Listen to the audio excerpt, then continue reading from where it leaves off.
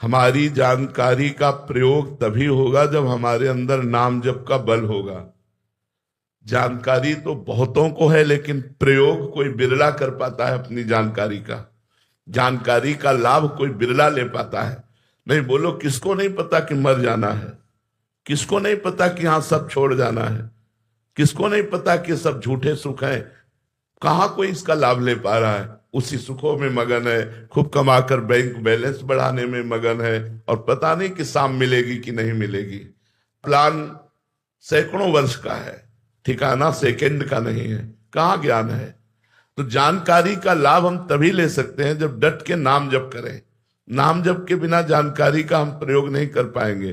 जैसे आपने कहा साधन पथ का हमें ज्ञान है, पर हम गिर जाते हैं। गिर जाना कोई बहुत बड़ी बात नहीं है। जो मार्ग में चलता है वही फिसलता है, गिरता है, लेकिन गिरे पड़े रहना ये बड़ी बात हो गई। गिरा और उठ के चल दिया और अनुभव किया कि मैं क्यों गिरा, कहाँ चूक हुई, वो साधक आगे निकल जाता है। अगर हम गिर करके और उन्हीं भोगों में रमण करने लगे तो साधक ही नहीं है। गिरने पर हमें बहुत पश्चाताप होना चाहिए, बहुत जलन होनी चाहिए, और हमें अपनी त्रुटि खोजनी चाहिए कि मैं यहाँ क्यों लड़खड़ाया, मैं यहाँ क्यों गिरा, इन भोगों में मैं क्यों परास्त हो गया, और उस त्रुटि को दूर करना चाहिए। दूर करके फिर आगे चलना चाहिए। साधक को कभी निराश होना ही नहीं चाहिए, चाहे जितनी बार गिर जाए उसे निराश नहीं होना चाहिए, क्योंकि ये सत्य मार्ग है, बड़ा फिसलन का मार्ग है। इसमें जमा जमा के पैर चला जाता है, नहीं तो अच्छे अच्छे को ये गिरा देता है माया की फिसलन। काम क्रोध लोभ मोह मद मत्सर आदि इतने भयानक है ये कि जरा सी चूक हुई कि हम गिर जाते हैं। इसलिए खूब नाम जप करो। नाम जप से अध्यात्म बल बढ़ेगा। अध्यात्म बल से हम इन विषयों पर, विकारों पर विजय प्राप्त कर पाएंगे। शिल्पी अग्रवाल जी।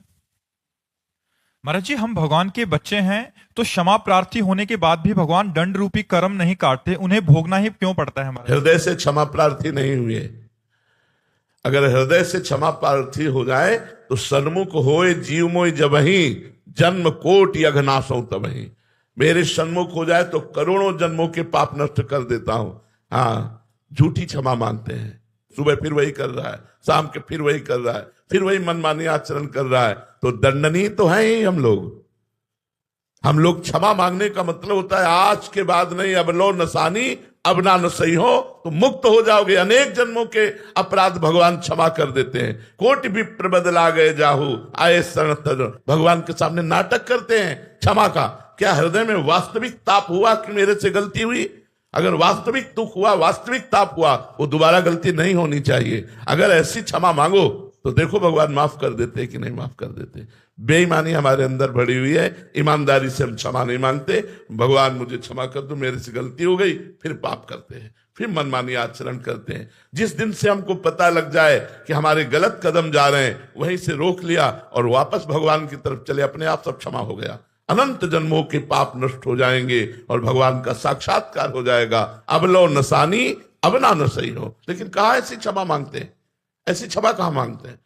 वो परम पिता जब तुम्हें देख रहा है कि बार बार शास्त्र संग, संत संग और तुम्हारे अंदर प्रेरणा कर रहा है ये गलत है, फिर भी तुम नहीं मान रहे, तो दंड भोगोगे ही, दंड भुगतना पड़ेगा। वो कुसुम से भी कोमल है और वज्र से भी कठोर है। कोई भी पिता अपने अधर्माचरण करने वाले पुत्र का, या वो अधर्माचरण वाला है तो साथ देगा, नहीं तो नहीं साथ देगा।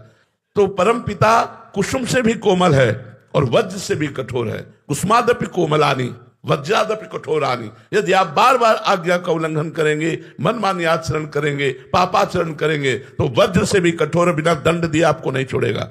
और अगर हृदय से हम भगवान की शरण में हो जाते हैं तो हमारा इतिहास साक्षी है, बड़े बड़े पापी, वैश्यागामी, नीच आचरण करने वाले महान पुरुष बन गए। भगवान ने उन्हें महात्मा बना दिया। अपिचि सुदुराचारो भजते माम अनन्य भाग साधुर सम्मंतव्या सम्यक व्यवसिता हिस्सा। जो सम्यक बुद्धि के द्वारा भगवान के चरणों का आश्रय ले लिया और अब लो नसानी अब ना न सही हो और चल पड़ा भगवान की तरफ, तो कोटि जन्म अग्नाशों तमहि। उसी क्षण करोड़ों जन्मों के पाप नष्ट हो जाते हैं। हाँ, इस शरीर का जो प्रारब्ध बना हुआ वो भोगना पड़ता है।